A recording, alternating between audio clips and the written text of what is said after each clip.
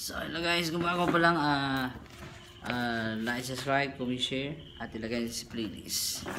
So yun talagang issue sa radiation, kung ewan ko lang kung original or fake ba ito, pero sa Lazada talaga to. Ang issue talaga sa radiation is really true, totoo talaga po siya. Magbili pa tayo ng ibang tester pero wala naman tayo ka-afford ng mahal eh. Lazada lang tayo or Shopee.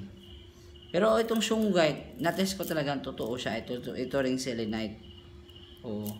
Proven talaga siya na totoo. Itong bato. Lahat ng mga products pwede nila ma-fake. Pero itong Lazada, itong Shungite, saka selenite, hindi ito ma-fake. May talaga siyang identity kung ano talaga siya. Yun lang din na sa ngayong panahon ngayon, daming ma-fake, daming problema, diba? School pa lang ka, mga bayarin. Gihatag na ko sa imo ang wan. O mamaya na. Vlog pa ko gadget na. Patapon ng pusa. Tay, yung ita.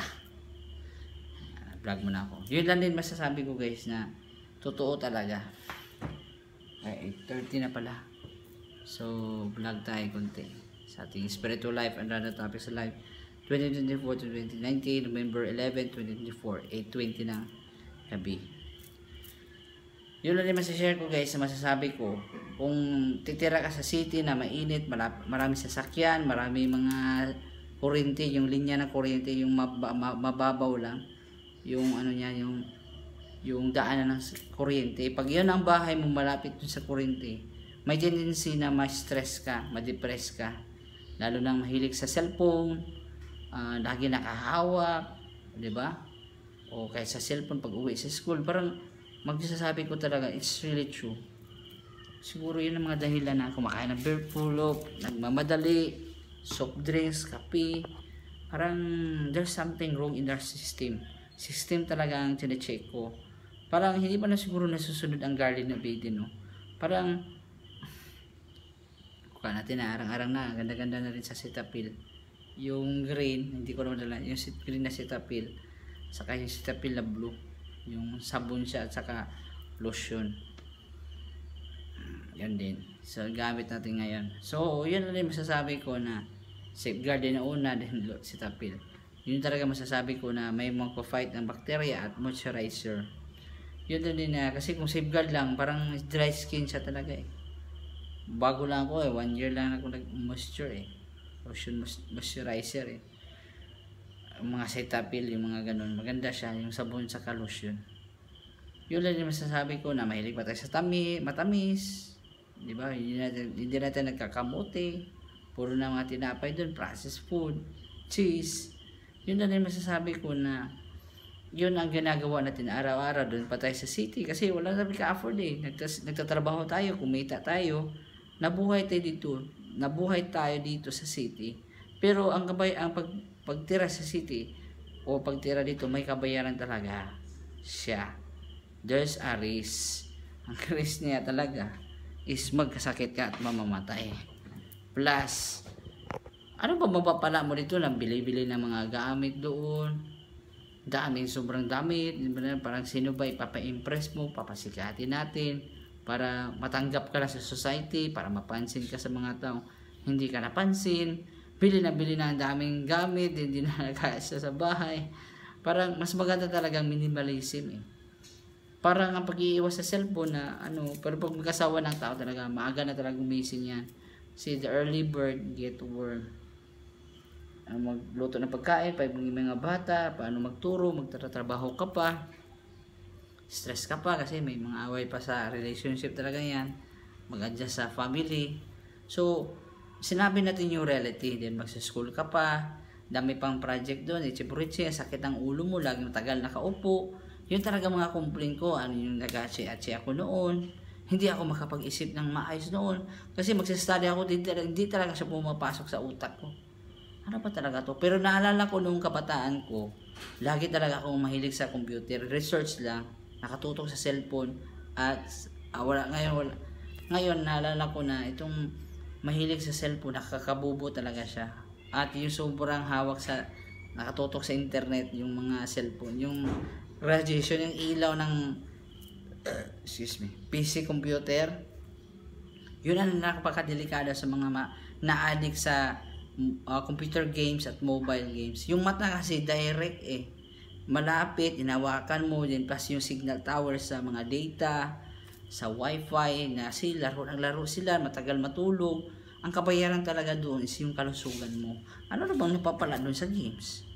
Yun lang din na ako, yun ang mga nakikita ko na mali or mistake or sin sa karamihan ngayon sa city life. Kampante tayo na may mga kurinti doon. What is the supposed to be? Ano bang dahilan dito? Nandito tayo sa city para sumikat, para mabili yung gusto mo, dami-dami lang nabibili sa kwarto, hindi na-arrange. Totoo. Yun din ako na para kasi magsha-shopping ka, stress, para pang stress reliever, bumili ka ng mga ano-ano lang binibili mo. Maganda kasi sa mall. Nung na-shock ako sa mall talaga, wala po siya talaga siyang radiation, lalo na sa SM. Wala talaga siya mga mall, wala talaga siyang radiation. Ang sa labas, malakas ang radiation doon. Yun lang din ako, masasabi ko. Natotoo talaga ang panahon. The weather, the time is really true. Yung sasakyan, mainit yan sa sasakyan. May radiation yan. Tapos yung ilaw, at ang pinaka-positive at malakas na radiation yung araw. Nakakatanda yun din. Matagal, malapot na yung dugo kasi nagmamadali tayo. Kunti lang yung tubig. Nagkakape pa tayo, nagsosoft drinks pa, nagjujuice pa. So siyempre, parang sobrang lapot ng dugo mo, piso or purely na siya. Then puro sugar. And ayun lang din na parang nakikita ko, it's not an healthy lifestyle. It's not a supposed to be Garden of Eden. Siguro yun dahilan ng pinapatay nito yung sarili na yun based on those habits, mga ginawa. Based sa sabi sa doktor na nagbe-base din sa Bible. Siguro maniniwala ako dyan na wala tayong nutrition, hindi mahilig sa gulay, nagmamadali, kasi nagtatrabaho, at nagsa-school, pero pag magkasakit ka, yung school mo at work mo, wala na yan. Kukulangin lang yung gamutan natin dyan. Yung grabe mong effort kasi ganito. Yung anak mo, nagkasakit ka, pag namatay, iwan mo sila. Wala magbibigay sa kanila na hindi man natin ma-enjoy yung trabaho, school natin at yung pera natin. Kaya ano karaming milyones yan. Hindi mo ma-enjoy yan pag ikaw ay nagkasakit at mamatay. Wala tayong madadala dito sa mundo. Pero madadala natin dito yung kabutihan na ginagawa natin. Yun ang bangko natin, passport to heaven. Oo. Hindi naman ibig sabihin na pag matay ka agad ngayon ay pupunta ka agad sa heaven. Siguro, babasahin natin sa Bible, based on Bible. Yun din yung mga tao ngayon is sobrang busy for this earthly, worldly things, sa games. Sige, games, diba? Okay lang siguro pag computer-related games ba? Pero lagyan mo na ng Shungite Stone kung lagi ka nakaharap sa cellphone at laptop. Kasi pag wala kang ganitong Shungite, guys, ang gawa ni God Yahweh sa creation, 2 billion years ago, hindi pa ginawa si Adan at Eva, ang first human. Na ang Bible, ang time sa Bible ngayon, 6,000 years. 5,700 na. Pero sa Christian calendar 2024. Yun lang din ngayon na hindi pa tayo 2,000 billion years ago pa ni-exist ng Earth. Yun na, nandun pa mga dinosaur, malaking mga yun lang din masasabi natin na there's a lot of mystery in this life. Yun din masasabi ko nung kabataan ko, parang isip ko, parang normal lang mo sa soft drink, corn beef, nakikita mo kasi. Pero nung hinanap ko ang katotohanan, hindi pala siya totoo. It's all fake and all lies. And it's not true. Yun lang din na pag, marami nga iba 20 pang edad ko, alam ko na itong mga 3-in-1 na kape, hindi talaga yan maganda. Plus, yung mga nahilig pa sa matatamis, tinapay, puting tinapay. Yun lang din na maganda yung kainin na gardenia na wheat bread o oat bread. Yun lang din ako nakikita ko ngayon. Hindi ko ma-explain. Ang city life is a toxic life talaga. Lalo na sa NCR, sa Manila, sa Mandaluyong, Taguig, Pasay. Yung mga city na yan, super crowded, daming tao, daming sasakyan, daming kurente, daming cellphone tower. Imagine mo yan, kung yan natatamaan sa katawan mo, parang iniinit yung katawan natin. Then, yun ang dahilan na may mga sakit-sakit na, mga allergy, na yung mga dami, yung mga balat, yung mga skin infection, skin allergy. Dahil sa mga radiation, guys, sobrang lakas. Then ngayon, ilang 1,000 volts yan nga, ilagay nila sa meter nila yan, sobrang laki din, dinedistribute sa mga kuryente. Alam mo, there's a side effect. Yun lang din na, nagkasakit ka, hindi mo alam kung bakit. Yun lang din na ako, itong nalalaman ko based exploration sa research. Pero wala akong asawa at anak. Yun din na nasasabi ko, it's all lies. Sinungalingan lang pala ang lahat. Hindi nila sinunod ang Garden of Eden, mga gulay, sobrang cellphone, games, sobrang chicks doon, magdodroga doon, mga pagkain pa lang. It's all lies, guys. Lalo na ang totoong pangalan ni God Yahweh at ni Jesus diyan, Yeshua, at saka Yahweh pala yung totoong pangalan God at Lord. Tinatago lahat, guys. Yun lang din ako masasabi ko na it's all drama, it's all just fantasy. Pag yung pag-stress mo, there's something wrong. Kasi yung 1800s daw at saka 1700s, bihira lang mga taong nasistress. Pero yung mga sakit, grabe. Yun lang din nakuha natin sa mga pharmacy, mga virus. Nalalaman natin na kasi advance yung technology. Pero yung lalo nag-advance sa technology natin, daming bahay, daming sasakyan, daming pera. O parang normal sa iba. Pero actually, hindi siya life talaga. Hindi siya buhay na as in Bible talaga. Bible life. Worldly life lang siya. O okay lang kung marami kang pera, tumutulong ka sa gawaan sa simbahan. Pero itong mga taong sobrang sociable, sobrang hawak ng cellphone, masyado natin na-idolize yung cellphone. Yun lang din na tayo ay sinusobra natin ang lahat ng bagay. Hindi natin makabasa ng Bible, puro Facebook na lang, di ba? Ano-ano lang nanonood mo dun sa TikTok, sa YouTube na yan. Ako limit lang yung pinanood ko sa YouTube. Limit lang. Kasi alam mo, ano-ano naman ang mapanood doon. Wala natin panahon sa magbasa ng Bible. Din ako nagbablog din ako konti para mag-konting update. Yun lang din na itong blower na yan, yung sa pagpatuyo ng buhok sa babae. Yan, narinig mo. Mataas sa radiation din yan. Ako, dangerous yan, harmful din eh. Yun lang din, pag malakas yung gamit mo at malapit sa ulo mo. Yun lang din na ako, we must be questioning. Siguro ang dahilan guys na anxiety ka, baka natulog ka, tabi yung cellphone mo, parang hindi mo talaga mabitawan ang cellphone, puyatos talaga sa gabi, kuskus sa screen, at yusi doon, inom doon, droga barkada doon. Yun lang din na itong mga ganong gawain is illusion lang yan, hindi talaga totoo yan. It's just a trap lang yan sa problema at kalungkutan sa buhay. Yun lang siguro, yung pupunta tayo sa India, sa mga Buddha, Gautama na yan, yung mga Buddhist na yan, talagang sabi talaga, itong city life talagang yan ang nahihirapan tayo ngayon na madami sa US ngayon na marami mga homelessness, hindi na maka-afford sa bahay, makarenta, pagkain. Kasi totoo talaga siya guys. Ewan ko lang kung bakit kaya minamahal nila yung bilihin sa grocery, yung renta. Ano ba nilang mapapala doon na yung sahod mo, ganun lang. Totoo talaga siya din kung mag-asawa ka ngayon na maaga at magbibili ka. Saan ka magtatrabaho para pang gastos mo? Kasi kung magtatrabaho ka sa Pilipinas, yung government ka, tama lang yung sweldo mo sa sarili mo. May iba pa, dalawa kasing problema. Yung sistema plus yung gawain ng tao. Yung yung mga habits natin. Yun lang din na masasabi ko, yun ang dahilan nasasakit ang ulo mo.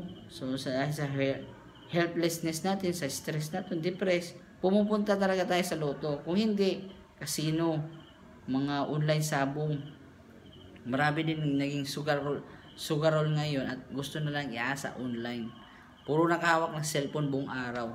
Kahit sa jeepney guys, magkasabay ka sa jeep or mga public transportation sa bus, Puro nakahawak ng cellphone. Totoo, hindi ko naman sila pipigilan. Hindi ko naman sila talaga mapipigilan.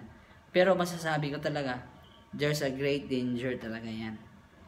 Talaga yung mga technology na yan, pag sobraan na ito yung paggamit niyan, talagang hindi pa nalalaman yung epekto ng cellphone talaga. Based sa mga sabi sa scientists at mga doktor, 50 pang opinion sa mga doktor at scientists na masama at safe daw. Kasi yung mga safe daw, binabayaran yan eh. May politika talaga dyan. Yun lang din ako masasabi ko na it's time of uncertainty. Mga sitwasyon na walang kasiguruhan ngayon na sa Ukraine. Nanalo si Trump. O tutulungan ba ni Trump ang Ukraine or world peace at saka yung China? Yun lang din, hindi natin masasabi. Maybe in the coming times, hindi natin masasabi kung ano po talaga mangyayari. Basta ipagkatiwala lang natin ni God Yahweh yung buong buhay natin. Saka yung ginagawa natin tama, ayon at kagustuhan niya. Baka minsan yung ginagawa mo, gusto mo pero ayaw pala ni God Yahweh yun, di ba? Hindi ako natatakot sa tao. Natatakot ako kang God Yahweh dun sa langit. Gusto ko ang kabutihan at hindi gumagawa ng kasamaan. Yun lang din ako, year of snake naman ako in 1989 pero hindi naman talaga snake ang ugali ko. Yun. Pero may iba kasi nasasaktan sa pagsasalita eh. Pero hindi naman talaga akong masamang tao na bad influence, magdodroga tayo yun, mag-iinuman tayo, mag-aalak tayo doon, magsisigarilyo tayo doon, magchichicks tayo doon, mga KTV bar, wala talaga akong ganun. Biblical talaga ako at pastor. Tingin sa iba. Kasi marami ng mga ganun eh, mga gang-gang na, mga frat na, mga drug lord na, dami ng mga ganun no. Sabi pa sa Mindanao, huwag kang magtiwala sa drug lord, magtiwala ka sa kang lord daw. L-O-R-D, yung lord parang sa English, master yun eh. Yun lang din ako masasabi ko talaga. Oo, sa English sa English translation sa yung Lord at God ay Yahweh pala yun. Yun lang din masasabi ko mga tao ngayon. Ang daming bagay na hindi natin alam. There are lots of things na hindi ko pa alam hanggang ngayon. Pero yun lang din na pag-asawa ngayon, nagwe-waving na. Pero yun lang din masasabi ko, pinagdasal ko talaga yan, pinagpray ko ni God Yahweh yan, na hindi yan nagmamadali. Importante na may pera ka at right partner na provide ni God Yahweh, hindi sa sarili kong kagustuhan. Yun na din, kung meron akong mahanap na yan, I will keep it, I will treasure it. Kasi madali ka makahanap ng mga objects ngayon, pero kung hindi spiritual, kung hindi biblical, kung hindi walang takot ni God Yahweh, yun ang mga dahilan na magkukos ng mga daya doon, maghiwalayan. Kahit religious nga, nagkakamali pa nga eh. Yun lang din masasabi ko. Depende siguro sa pagkatao at screening. Yun lang din na ang being jowa at relationship, mahirap yan. Yun lang din ako na-observe ko na yun, ano ko lang na in-implement eh, yung maagang magtulog, maagang gumising, para sa ganun, kasi lalo na may anak ka, asawa ngayon, mas busy schedule mo, mas busy ang buhay mo. Yun lang din na masasabi natin na maghanda. Kasi hindi ang pag-asawa ng maaga ang solusyon sa problema natin. Bagkos, yun ang nagpapalala.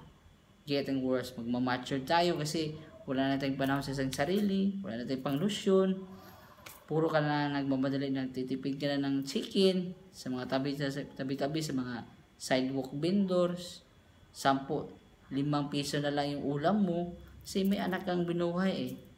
Nagluluto doon, may iba nag-inuman doon, nag-yosi, madaming mga taong ganun. Yun lang din na hindi ako ganun na tao. Never. Hindi ko gagawin yung mga ganun kasi may identity ako eh. Sabi pa sa teacher namin sa school, yung mga graduation yearbook namin, may sarili akong mundo. Oh, bakit? Okay lang, may sarili akong mundo basta alam ko tama ang ginagawa ko at hindi ko nakakapahamak sa iba. Yun lang din ang identity ko. Hindi ako magpahamak doon kasi alam ko naman, kaya ko naman sarili ko eh.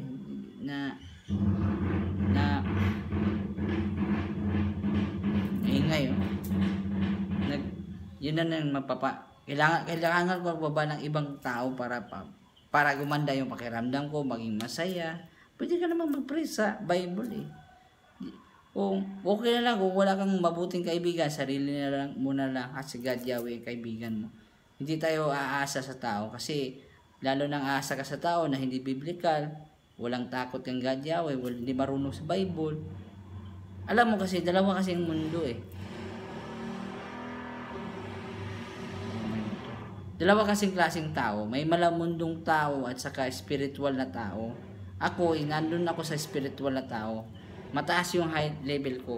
Ito mga worldly people. Ito yung mga gangster, mahilig sa grupo-grupo, mga frat doon. Yun, mga maalak, mag-iinom, magdodroga doon, mag-chicks. Yung mga worldly things. At yung worldly things na yan, at nagdodroga, yun kasi ang kasalanan. At yung kasalanan na yan, ay po, killing me softly. With this habit. Yun.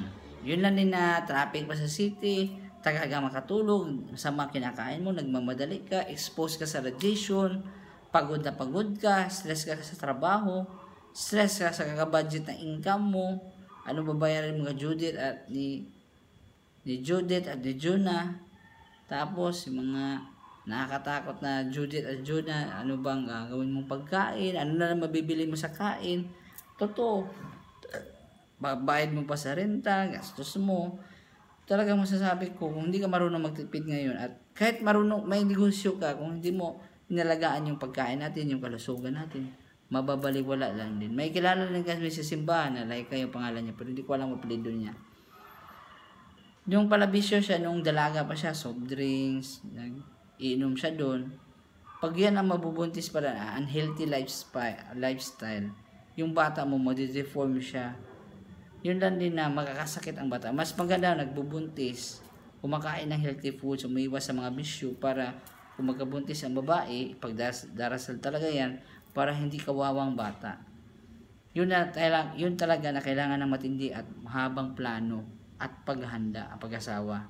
Kasi madali lang makakreate ang baby, pero pag ang baby mo nagkasakitin, malaking gastos. Yun lang din na nagpakabait tayo para gaganda yung next generation mo. Kasi pag gumagawa tayo ng kasamaan ngayon, yung kasamaan na yun, mapapasa yun sa mga kaanak-anakan mo, kapu-apuan. Sayang, sila ang magsasuffer. Ngayon, yung problema ng mga kalululuhan ko, lula, at mga mother, father ko, hindi ko dapat masaranasan sa mga anak ko sa future times. Kasi para gaganda ang buhay nila, 'di ba? I-correct natin yung mga mali nila, kukunin natin yung mga tama para hindi kawawa yung next generation mo. Kasi kung mag-asawa ka ng maaga, wala ka ng panahon sa sarili mo.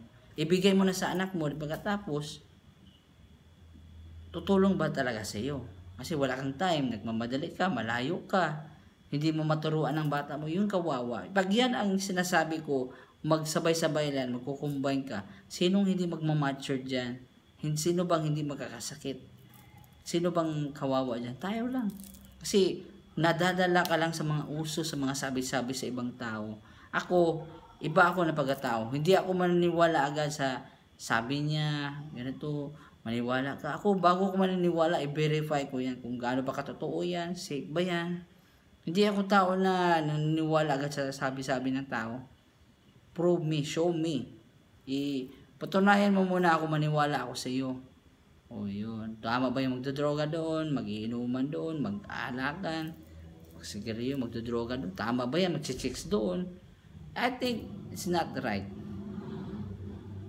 Yun lang din ng mga tao ngayon. So, parang busy sa kasalanan. Ayan. Mga ganun lifestyle, nagtato-tato pa. Then, masama ang mga ginagawa. Alam mo, masasabi ko, it's a sinful habit. I will never do that. And dito sa vlog ko, sinabi ko yan para hindi kayo masaktan. Siguro, parang pili mo masaya doon, parang relax doon, parang may pamilya, pero it's all pretending, it's all fake. Yun ang mga unang scam, yung mga sabi ko, yung mga bisyo na yan. So, yun lang guys, ingat-ingatan, take care of yourself, don't do vices, do good, para gagandang buhay natin. Huwag tayong gumawa ng kasalanan or kasamaan. Kasi lahat ng ginagawa natin, nakabutihan o masama, ay lahat ay babalik lang din sa atin. Supposed to be, ang lesson natin dito, na alagaan mo yung sarili mo, mag-ipon tayo. Futuristic kasi yung sinasabi ko. Mag-ipon, wag gumagawa ng masama, umiwas, lumayo sa mga masamang barkada, mga bad influence. Tapos mag-ipon ng pera, wag mag-asawa ng maaga, magplano kung may jowa ka. Tapos magtrabaho at mag-ipon, maghanap buhay. Kasi alam mo, hindi ang skandal na yan, pag-asawa ang solusyon dyan. Pag may baby na, may problema talaga yan. Magpapalaki dyan. Ang maintenance. Yun lang din ako masasabi ko. There's plan for everything. May kasabihan, if you fail to plan, you are planning to fail. Ano ibig sabihin nun? Masasabi natin, kung hindi tayo nagpaplano sa buhay natin, nagpaplano tayong bumagsak o maging palpak. So, diyan lang po sabi natin guys. Like, subscribe, comment, share. Love you, peace, love you all. Kasabihan, ligtas ang may alam. Diba? Kung wala tayong alam, hindi tayo maliligtas guys sa madilim na mundo nito. Itong madilim na mundo na to. This world is full of sin and darkness. Itong ilaw, ang sabi ni God Yahweh na sa Bible, yun ang ilaw natin, yung guide sa buhay. Pag wala ang sabi ni God Yahweh sa Bible, kung wala sa puso at isip natin, hindi natin ma-overcome, hindi tayo makasurvive sa madilim na mundo na ito. Okay? Like, subscribe, comment, share, love you, peace, love you all. Thank you po. At totoo yung mga sinasabi ko. It's never lie. Thank you po.